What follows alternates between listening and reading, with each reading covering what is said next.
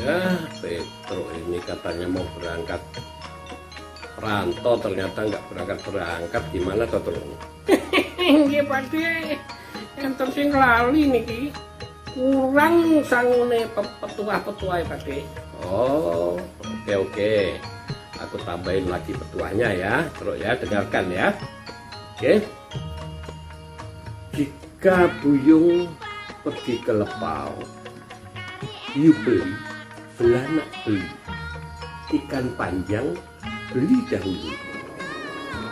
Jika Buyung hendak pergi merantau, ibu cari dun sanak cari, induk semang cari dahulu. Nah, tegese artinya begini, Tro. Ketika kamu nanti sampai di tanah rantau, jangan lupa mencari induk semang orang tua angkat dahulu.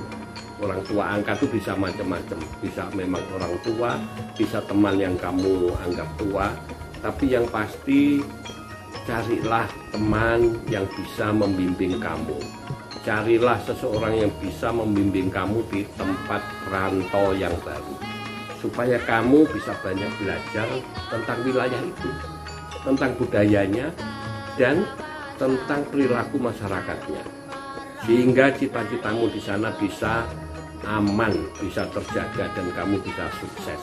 Ya, cari induk semang untuk tempat kamu berteduh dalam situasi apapun juga. Oke, jadi kamu tidak menjadi gelandangan di sana. Ya, Bro. Oh, nggih, Pakde. Matur suwun. Suwun.